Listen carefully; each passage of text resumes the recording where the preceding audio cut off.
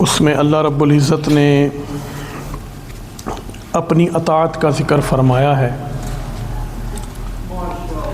اور قرآن مجید کے بعض اور مقامات کے اوپر اللہ رب العزت نے اپنی اطاعت کے ساتھ میرے اور آپ کے کریم آقا حضور سید عالم نور مجسم شفیع معظم صلی اللہ علیہ وآلہ وسلم کی اطاعت مبارکہ کا بھی حکم دیا ہے۔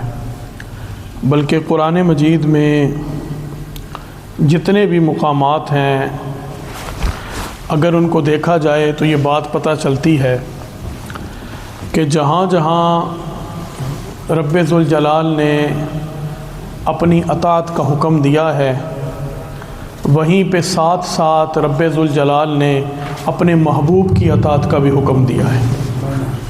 یہ ایک بڑا عجیب تر معاملہ ہے، اور اس کو سمجھنے کی ضرورت ہے کہ جہاں بھی اللہ اپنی اطاعت کا حکم دے رہا ہے، ساتھ اپنے حبیب کی اطاعت کا بھی حکم دے رہا ہے۔ لیکن قرآن مجید میں ایک مقام ایسا بھی ہے جہاں اللہ نے اپنی اطاعت کا حکم نہیں دیا، لیکن اپنے حبیب کی اطاعت کا حکم دیا ہے۔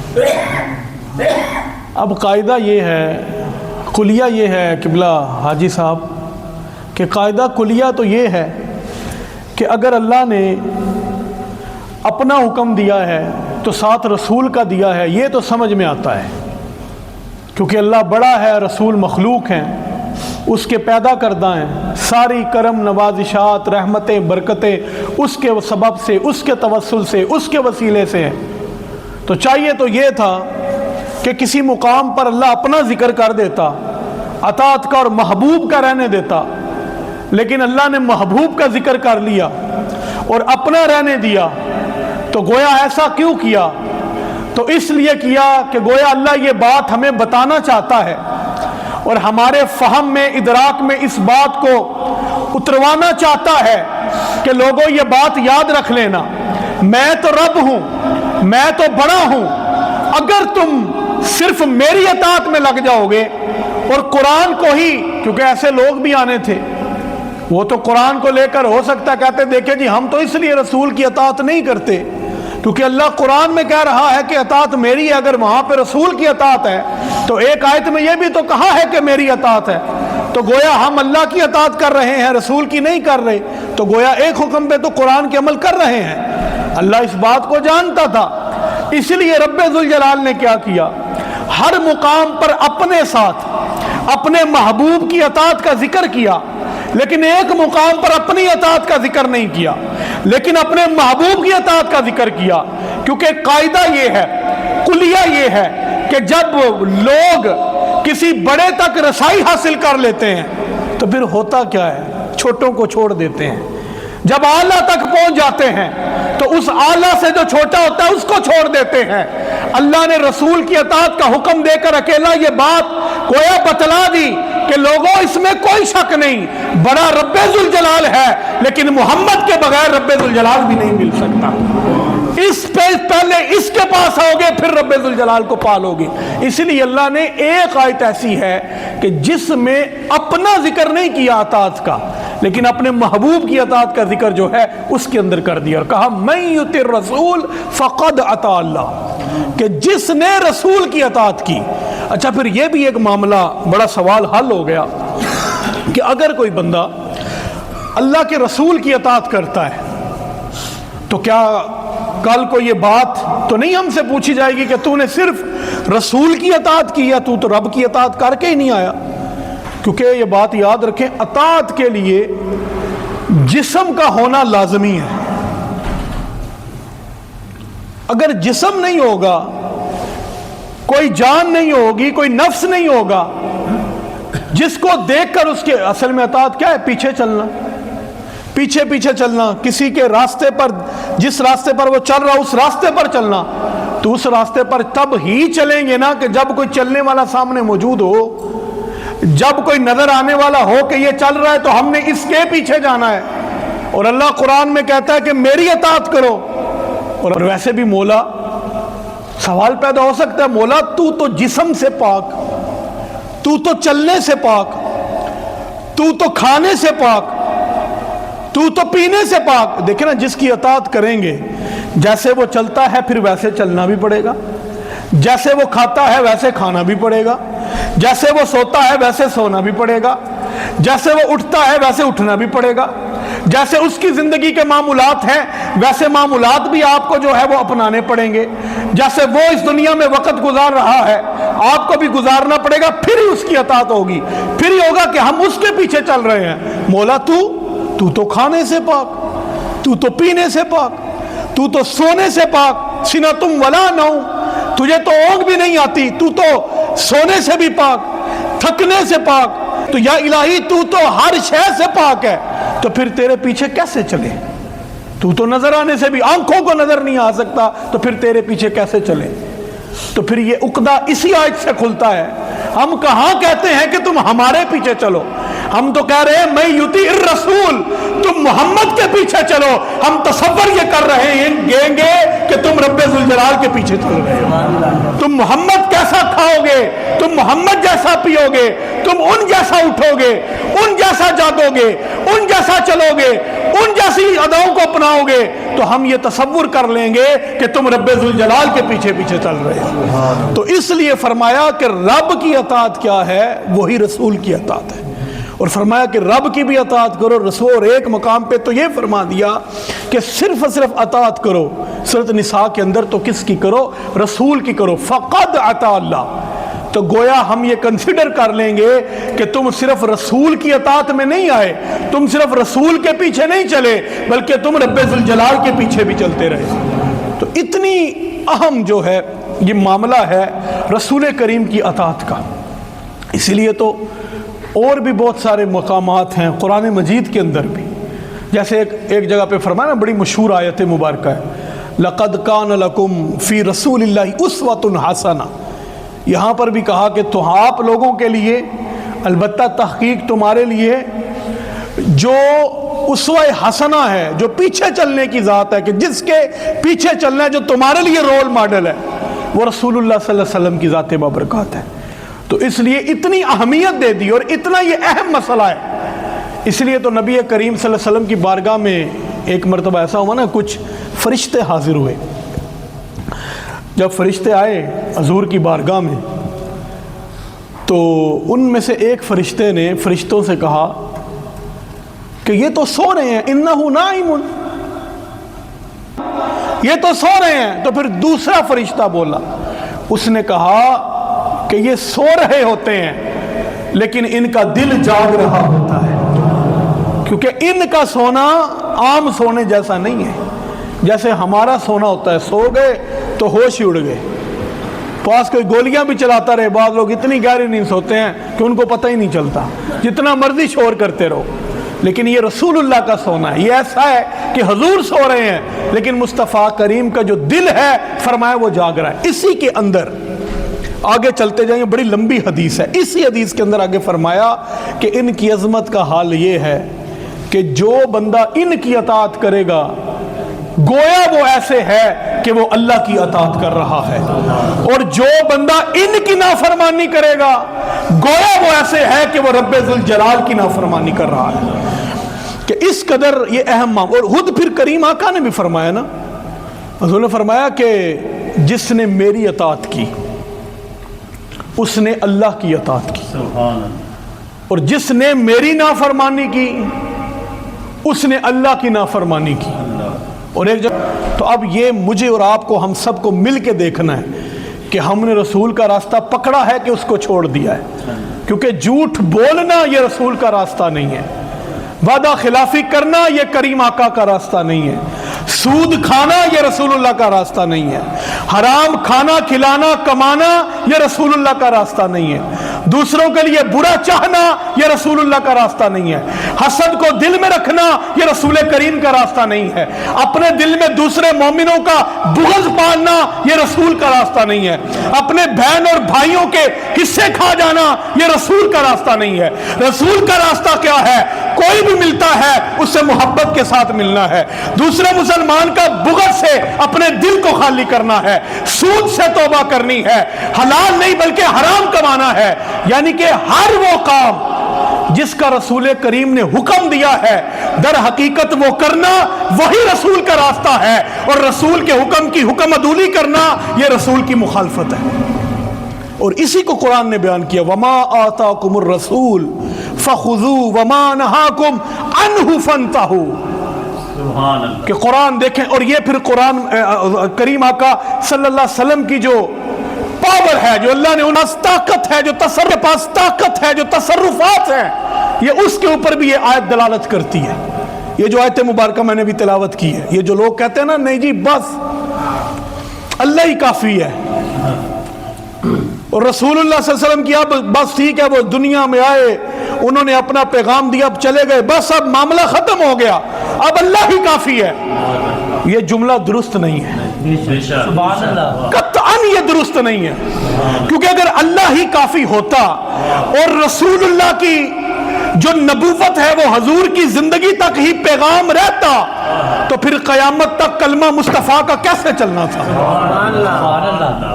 یہ تو کسی اور راستے کو ہموار کرنے کی کوشش کی جا رہی ہے.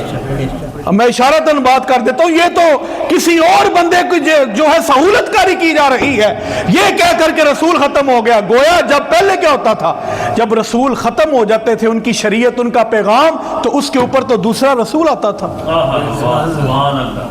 ہمارا معاملہ ایسا نہیں ہے, کیونکہ ہمارے آقا ایسے آئے کہ وہ نہ جانے کے لیے آئے, وہ ایسے چھائے ہیں کہ وہ نامدم ہونے کے لیے چھائے ہیں. اب قیامت تک جس کو بھی ہدایت کی روشنی کی تلاش ہے, وہ مصطفیٰ کریم کے راستے پر ہی چل کے اس کو لے سکتا ہے. اسی لیے اللہ کے نبی کے لیے یہ کہہ دینا کہ صرف اللہ کافی ہے, باقی سب ختم ہے. اللہ کون اس بات سے کون مکرتا ہے؟ کوئی بدبخت ہی مکرے گا کہ اللہ نہیں کافی. اللہ کس کو کافی نہیں ہے؟ اللہ سب کو کافی ہے. لیکن اللہ خود ہی فرماتا ہے, اب ایک بندہ ساری زندگی اللہ اللہ کرتا رہے اور رسول اللہ کو چھوڑ دے, کہ میں رسول کو نہیں مانتا, صرف اللہ اللہ کر رہا ہوں, اور کہیں پہ بیٹھ جائے, کسی الگ چلا جائے, الگ تھلگ, دنیا سے بھی الگ تھلگ ہو جائے, اور کرتا رہے اللہ اللہ اللہ اللہ, رسول کو چھوڑ دے. اب سارے ماشاءاللہ سیانے بیٹھے ہیں, مجھے بتائیں اس کو اللہ قبول کرے گا؟ نہیں کرے گا. کیوں؟ کیونکہ اللہ تو کیا ہے, لیکن اللہ اللہ کے ساتھ رسول رسول نہیں کیا. کیونکہ اللہ نے تو خود فرمایا, یا محمد قد جعلتک ذکرا من ذکری فمن ذکرک ذکرنی. حضور فرماتا ہے, میرا رب ذوالجلال خود فرماتا ہے, اے محمد ہم نے آپ کو یہ مرتبہ دے دیا, ہم نے آپ کی یہ بڑائی کر دی, کیا کہ ہم نے تیرے ذکر کو اپنا ذکر قرار دے دیا. اب قیامت تک کوئی محمد محمد کرے گا, ہم اللہ اللہ بھی ساتھ کنسیڈر کر لیں گے. ہم تو اس لیے محبوب کا ذکر کرتے ہیں. بخدا خدا کا یہی ہے در, بخدا صرف اللہ کافی نہیں ہے, کیونکہ اللہ بھی کافی ہے لیکن صرف نہیں. کیوں؟ بخدا خدا کا یہی ہے در, نہیں اور کوئی مفر مکر جو وہاں سے ہو یہی آ کے ہو, جو یہاں نہیں وہ وہاں نہیں. جس کو مصطفیٰ رد کر دیں گے اس کو رب کیسے قبول کرے گا؟ کیونکہ یہ رب کی محبت ہے, رب مجبور نہیں ہے, لیکن یہ اس کی اپنے محبوب سے محبت ہے. اسی لیے تو قرآن نے کہا کہ میری اطاعت کرنی ہے. مولا تیری کیسے اطاعت کرے؟ تو نظر آنے سے پاک, تو چلنے سے پاک, پھرنے سے پاک, کھانے سے پاک. اطاعت اس کی ہوتی ہے کہ جس کو دیکھا جا سکے. تو پھر جواب یہی ملتا ہے, تو یہی تو کہتے ہیں, مطلب یہ ہے کہ میرے رسول جیسا کھاؤ گے, ان کے پیچھے چلو گے, ہم یہی لکھیں گے کہ تم ہمارے پیچھے چل رہے ہو. تو اس قدر رسول, پھر ایک اور یہ صحابہ نے اس پہ عمل کیا ہے. یہ اطاعت جو ہے نا رسول اللہ کی, اللہ اکبر. یہ حضرت خزیمہ تھے نا رضی اللہ تعالیٰ عنہ, آپ جب یہ بات سنیں گے نا, اور جب میں خود یہ بات پڑھتا ہوں, اللہ اکبر, میرا یقین مانے دل باغ باغ ہو جاتا ہے, دل خوش ہو جاتا ہے. اور آپ کا بھی انشاءاللہ ہو جائے گا, واللہ ہو جائے گا, اور آپ کو پتہ چل جائے گا صحابہ کا عقیدہ کیا تھا. یہ لوگ لے پھرتے ہیں نا جی, نہیں وہ صحابہ کا عقیدہ ہونا چاہیے. اب وہ عقیدہ کیا بنا لیا ہے؟ وہ عقیدہ بنا لیا ہے کہ بس سب کو چھوڑ دو, اللہ اللہ. وہ کہتے ہیں نا اللہ اللہ کیے جانے سے اللہ نہ ملا، وہ اللہ والے ہیں جو اللہ سے ملا دیتے ہیں، تو رسول اللہ سے بڑھ کر کون اللہ والا ہے؟ سارے اللہ والے ان کے سبب سے، ان کے صدقے سے ہیں۔ تو حضرت جنید بغدادی بھی فرماتے تھے، وہ فرماتے تھے کہ یہ میری والدہ نے میرا نام بھی ان کے نام پہ رکھا ہے، اب دعا فرمائیں ان کا فیض ہمیں مل جائے، اللہ کرے ہم سب کو نصیب ہو۔ یہ بہت بڑے صوفی بزرگ گزرے ہیں اور شریعت کی بڑی پاسداری کرنے والے، وہ فرمایا کرتے تھے، وہ کہتے تھے کہ جب ہم، اور یہ بھی ایک بہت بڑی چال ہے کہ تصوف کو جس طرح ہم نے گندا کرنا شروع کر دیا ہے، چند ایک باتیں لے کر، وہ بھی بزرگوں کی زندگی میں نہیں ہوئی، پتہ نہیں کس نے ایڈ کر دی، کیا معاملہ ہوا، تو اس کے اوپر پھر ان کو گندا کرنا شروع کر دیا۔ ساری ان کی زندگی کو جو ہے ہم نے وہ کہہ دیا کہ وہ تو کچھ بھی نہیں کر کے گئے، نقصان کر کے گئے ہیں۔ حالانکہ دین کا جتنا کام صحابہ، اوپر اللہ کے نبیوں کے بعد صحابہ، پھر اسی طرح نیچے آتے جائیں، اس کے بعد جو صوفیاء نے بیڑا اٹھایا ہے، ان کے علاوہ اور کس نے اٹھایا ہے؟ اور یہ سارے صوفیاء علماء بھی تھے اور ساتھ میں صوفی بھی تھے۔ اصل میں صوفی کون ہوتا ہے؟ جو قرآن اور حدیث کے عین مطابق چلتا ہے، اس کو صوفی کہا جاتا ہے۔ بس یہ بات یاد۔ جنید بغدادی فرماتے تھے اللہ کی طرف جانے والا ہر راستہ بند ہے، ہر راستہ، وہ فرماتے تھے ہر راستہ اللہ کی طرف جانے والا بند کر دیا گیا ہے، صرف ایک راستہ کھلا ہے، اور وہ راستہ مصطفیٰ کے قدموں سے ہو کے جاتا ہے۔ بس یہی ایمان اور عقیدہ ہونا چاہیے کہ لا ورب العرش، ہم کہتے ہیں لا ورب العرش، جس کو جو ملا ان سے ملا، بٹتی ہے کونین میں نعمت رسول اللہ، عرش حق ہے مسند رفعت رسول اللہ کی، دیکھنی ہے حشر میں عزت رسول اللہ کی، وہ جہنم میں گیا جو ان سے مستغنی ہوا، ہے خلیل اللہ کو حاجت رسول اللہ کی، سورج الٹے پاؤں پلٹے چاند اشارے سے ہو چاک، اندھے منکر دیکھ لے قدرت رسول اللہ کی۔ یہ تو سمجھنے کی باتیں ہیں نا، اللہ نے اپنے محبوب کو اختیار دیا ہے نا، تو پھر اس نے کتنا دیا ہے، کہاں تک دیا ہے، کیا کیا دیا ہے، یہ میں اور آپ کیسے ڈیسائیڈ کر سکتے ہیں؟ سبحان اللہ، سبحان اللہ۔ اور یہ بات یاد رکھیں، جب ہم رسول اللہ کا ذکر کرتے ہیں نا اس طرح گج وج کے، تو بعض دوست ہمارے یہ بھی اعتراض کرتے ہیں جی، کیونکہ یہ ہمارے پوری دنیا پہ پیغام دیکھا جاتا ہے، بعض دوست اعتراض کرتے ہیں شرک کر دی ہے۔ ہم شرک نہیں کرتے، ہم شرک کی کاٹ کرتے ہیں۔ میں آپ کو بتاتا ہوں کیوں۔ لوگ دوست کہہ دیتے ہیں جی وہ شرک کر دیا ہے، شرک ہو گیا جی، آپ نے اتنا بڑھا دیا جی۔ ہمارے بزرگ کہا کے گئے ہیں، مفتی احمد یار نعیمی جیسا بندہ لکھ کے گیا ہے، انہوں نے کہا ایک اللہ کا بیٹا نہیں کہنا، دوسرا اللہ کے برابر نہیں کہنا اللہ کے نبی کو، باقی جو دل کہتا ہے کہتے چلے جاؤ، یہ ان کی شان پھر بھی بڑی ہے۔ اور یہ شرک نہیں ہے۔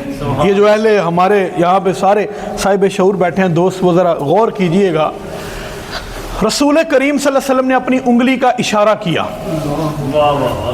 چاند کے دو ٹکڑے ہو گئے، اپنا لواب دہن کڑوے پانی میں ڈالا پورے کنویں میں، اللہ نے اس کنویں کو میٹھا کر دیا۔ گو اٹھتی ہے اور اٹھ کر رسول اللہ صلی اللہ علیہ وسلم کے نبوت کی، حضور کی رسالت کی، گو جو ہے جانور جو ہیں وہ بھی گواہی دیتے ہیں۔ حضور درخت کو اشارہ کرتے ہیں، وہ بھی چل کر قدموں میں آتا ہے۔ یہ ذرا میری ساری بات ذہن میں رکھیے گا، میں آپ کو کچھ سمجھانا چاہتا ہوں۔ حضور درخت کو اشارہ کرتے ہیں، وہ بھی چل کر قدموں میں آتا ہے۔ حضور انگور کے گچھوں کو اشارہ کرتے ہیں، وہ بھی چل کر آ جاتے ہیں۔ جب چلتے ہیں تو بادل سایہ کرتے ہیں۔ حضرت جابر کے گھر میں 1500 بندے چھوٹے سے بکری کے بچے سے کھانا کھا جاتے ہیں، چھوٹی سی چھاگل میں 1500 صحابہ وضو کر لیتے ہیں، پانی ختم نہیں ہوتا۔ تو یہ بات کیا ہے؟ اب بات سمجھیں، ہم حضور کو رب کا شریک نہیں سمجھتے، بلکہ ہم حضور کو رب کا حبیب سمجھتے ہیں۔ اب کیوں؟ اس لیے کیونکہ شریک ہوتا ہے آدھے کا مالک، شریک ہوتا ہے، اگلے جملے میں پتہ چلے گا کہ آپ کو کتنی سمجھ آئی۔ شریک ہوتا ہے آدھے کا مالک، ارے حبیب وہ ہوتا ہے جو پورے کے پورے کا مالک بنا دیا جاتا ہے۔ اور یہی تو حضور کا تصرف ہے، جس کو چاہا جہاں چاہا۔ بڑے بڑے صحابہ کھڑے ہوئے کہ اب صحابہ نے جنت نہیں مانگی رسول کریم سے، تو حضور نے دی ہے. یہ جو کہا ابو بکر بھی جنتی ہے, عمر بھی جنتی ہے, عثمان بھی جنتی ہے, طلحہ بھی جنتی ہے, عبیدہ بن جراح بھی جنتی ہے, 10 صحابہ کو جو جنتی کہا ہے صرف زبان سے کہہ دیا تو وہ جنتی ہو گئے. اور یہ صحابہ کا عمل ہے. میں جو بات عرض کرنے لگا تھا, حضرت خزیمہ رضی اللہ تعالیٰ عنہ, نبی کریم صلی اللہ علیہ وسلم نے ایک مرتبہ سودا کیا. حضور کو ایک گھوڑا پسند آ گیا. وہ جس شخص سے سودا کیا, نبی رحمت صلی اللہ علیہ وآلہ وسلم نے اس کو فرمایا کہ تم یہاں پہ کھڑے ہو, میں گھر جاتا ہوں اور گھر سے پیسے لے کے آتا ہوں, اور یہ تیرا میری ڈیل ڈن ہو گئی ہے. اور یہ بات یاد رکھیں, بہت سارے لوگ یہاں پہ کاروبار بھی کرتے ہیں, یہ شرعی طور پہ مسئلہ ہے, اور یہ کاروبار کے جو اصول نبوی ہیں تجارت کے, ان کے ایتھکس میں سے ہے کہ سودے کے اوپر سودا کرنا یہ حرام ہے. سودے کے اوپر سودا کرنا حرام ہے. یعنی کہ اگر آپ نے کسی کے ساتھ زبان کر دی ہے, یا میں نے کر دیا یہ پینسل میں کسی کو 10 روپے میں بیچوں گا, اس کے بعد اگر اس کو پتہ نہیں, اس کی اجازت نہیں ہے, تو میں اس کو 11 روپے میں نہیں بیچ سکتا, کیونکہ یہ اصول ہے کہ سودے کے اوپر سودا کرنا یہ حرام ہے, یہ نہیں ہونا چاہیے. اسی طرح قسم اٹھا کے بھی سودا نہیں بیچنا چاہیے. بہرحال میں جو بات کرنے لگا تھا, تو حضور گھر تشریف لے گئے, واپس آئے, تو حضور نے جب اس کو پیسے دینے لگے تو وہ مکر گیا بندہ. اس نے کہا کہ تو ہمارا تو سودا ہوا ہی نہیں. حضور نے فرمایا کہ ہمارا سودا ہوا ہے. اس نے کہا نہیں ہوا. اگر ہوا ہے تو کوئی گواہ لے کے آئیں. لوگ اکٹھے ہو گئے, کوئی گواہ لے کے آئیں. اب ظاہر سی بات ہے, جب سودا ہوا تھا, رسول کریم صلی اللہ علیہ وسلم تھے, یہاں وہ شخص تھا, اس کے علاوہ تو اور کوئی بندہ تھا نہیں. لوگ بھی اکٹھے ہو گئے. اب گواہ کہاں سے آتا, کہ جب اتنے میں کیا ہوا کہ حضرت خزیمہ جو صحابی رسول ہیں رضی اللہ تعالیٰ عنہ, وہ آگے بڑھے اور انہوں نے کہا کہ میں گواہی دیتا ہوں. اللہ اکبر. یہ رسول اللہ کو ماننا ہے تو انے واہ ماننا ہے, یہ آنکھیں بند کر کے ماننا ہے. پھر یہ تو تڑا چیں چوں نہیں ہونی چاہیے. اتنا علم تھا, اتنا نہیں تھا, اتنا کر سکتے تھے, اتنا نہیں کر سکتے تھے. تجھے کیا پتا ہے, تو 2 کتابیں پڑھ کے تو اندازہ لگا رہا ہے کہ میں وہ 2 کتابیں پڑھ کے یہ بتا سکتا ہے. میں جانتا ہوں شریعت کا یہ مسئلہ کیا ہے, قرآن کی اس آیت کے رموز کیا ہے, حدیث کے یہ اسرار کیا ہے. میں کہتا ہوں 2 کتابیں پڑھ کے تو بتا سکتا ہے. تو جس کے اوپر یہ کتاب نازل ہوئی ہے, جو رب ذوالجلال کے ہر وقت رحمتوں اور برکتوں کے سائے میں رہتا ہے, جس نے سر کی آنکھوں سے رب ذوالجلال کا دیدار کیا ہے, اللہ نے اس نبی پر کتنی کرم نوازیاں فرمائی ہوں. یہ کون جان سکتا, کوئی بھی نہیں جان سکتا. بس ہمیں تو اتنا پتا ہے کہ ان سے بڑھ کر اگر کوئی بڑا ہے تو وہ رب ذوالجلال ہے. بس باقی رب کے بعد ان کا مرتبہ ہے. جہاں سے ان کے مرتبے کی انتہا ہوتی ہے, وہاں سے رب کا مرتبہ شروع ہو جاتا ہے. اس کے علاوہ ہمیں تو کچھ نہیں سمجھ میں آیا یا پتہ چل سکتا. ہماری تو عقل فہم ہی نہیں ہے. اور پھر اگر ماننا ہے نا, جو لوگ یہ کہتے ہیں کہ صحابہ جیسا عقیدہ رکھو, تو پھر صحابہ کی طرح مانو. اب صحابی نے کیسے ماننا ہے؟ حضرت خزیمہ نے گواہی دی, کہا کہ میں گواہی دیتا ہوں رسول اللہ نے سودا کیا ہے. تو جب یہ بات ہوئی کہ انہوں نے کہا کہ میں گواہی دیتا ہوں کہ رسول کریم نے سودا کیا ہے, تو اس نے کہا ٹھیک ہے. وہ ڈیل ہو گئی. رسول اللہ صلی اللہ علیہ وسلم نے اس گھوڑے کو, سواری کو خرید لیا. اب جب لوگ آگے پیچھے چلے گئے اور وہ مجمع ٹوٹ گیا, تو رسول کریم صلی اللہ علیہ وسلم نے حضرت خزیمہ سے پوچھا, پیارے خزیمہ, اللہ اکبر, الٹی ہی چال چلتے ہیں دیوان گانے عشق, آنکھوں کو بند کرتے ہیں دیدار کے لیے. خزیمہ سے پوچھا, خزیمہ جب سودا ہوا تو موجود نہیں تھا, یا میں موجود تھا, یا وہ بندہ موجود تھا جو مکر گیا تھا, پھر تو نے میری گواہی کیوں دی ہے؟ اللہ اکبر. تو حضرت خزیمہ نے پتہ کیا فرمایا؟ یہ جو لوگ کہتے ہیں نا, جو برادری کی وجہ سے ہم جو ہے وہ غیر شرعی کام کرنے لگے ہیں, ورنہ ہم نے کرنے نہیں تھے, اور دوستوں کی وجہ سے کر رہے ہیں, اور بہن بھائیوں کی وجہ سے کر رہے ہیں. میں کہتا ہوں دیکھو, صحابہ نے بتایا ہے, برادریاں بھی ہیں لیکن پہلے مصطفیٰ ہیں, بہن بھائی بھی ہیں لیکن پہلے مصطفیٰ ہیں, والدین بھی ہیں پر پہلے مصطفیٰ ہیں. حضرت خزیمہ نے پتہ کیا جواب دیا؟ اللہ اکبر. حضرت خزیمہ نے جواب دیا, یا رسول اللہ صلی اللہ علیہ وسلم, میں نے آپ کی گواہی اس لیے دی ہے, ہم نے اللہ کو دیکھا ہے. ہائے ہائے یار, آپ نے غور نہیں کیا.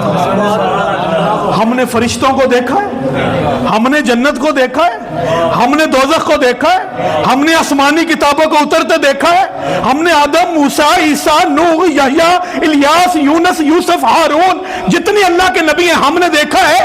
یا رسول اللہ آپ نے کہا اللہ ہے، ہم نے مانا اللہ ہے۔ آپ نے کہا یہ قرآن ہے، ہم نے مانا قرآن ہے۔ آپ نے کہا فرشتہ آتا ہے، ہم نے مانا فرشتے آتے ہیں۔ آپ نے کہا آسمانی کتابیں ہیں، ہم نے مانی آسمانی کتابیں ہیں۔ یا رسول اللہ جب آپ کے کہنے پر وہ مان لیا ہے جس کو دیکھا نہیں ہے، پھر یہ سودا تو کوئی شے ہی نہیں تھی۔ یہ ایمان اور عقیدہ ہونا چاہیے جو صحابہ کا ہے۔ حضرت خزیمہ نے کیا ارشاد فرمایا؟ عرض کی یا رسول اللہ صلی اللہ علیہ وسلم آپ نے سودا، میں نے اس لیے گواہی دیا کہ ہم نے تو آپ کے کہنے پہ اور بڑا کچھ مان لیا ہے، یہ تو شے ہی کوئی نہیں تھی۔ تو ادھر پھر رسول اللہ خوش ہوئے اور حضور نے پتہ کیا فرمایا؟ حضور نے فرمایا خزیمہ تیری جو گواہیاں ہوں گی نا، یہ ذو الشہادتین، کبھی آپ حدیث کی کتابیں پڑھیں نا، ذو الشہادتین آئے گا، دو گواہیوں والا۔ مسئلہ کیا ہے؟ ایک بندے کی جو مرد ہوتا ہے ایک گواہی، عورت جو ہوتی ہے وہ دو ہوں تو ان کی ایک کے برابر گواہی، یعنی کہ آدھی گواہی۔ لیکن حضرت خزیمہ واحد صحابی تھے پورے 1.25 لاکھ صحابہ میں، وہ دیتے ایک گواہی تھے، 2 گواہ کنسیڈر کیے جاتے تھے، کیونکہ حضور نے خوش ہو کے فرمایا تو نے اتنی سوری گواہی دی ہے، آگے سے تیری ایک ہوگی تو 2 کنسیڈر کی جائے گی۔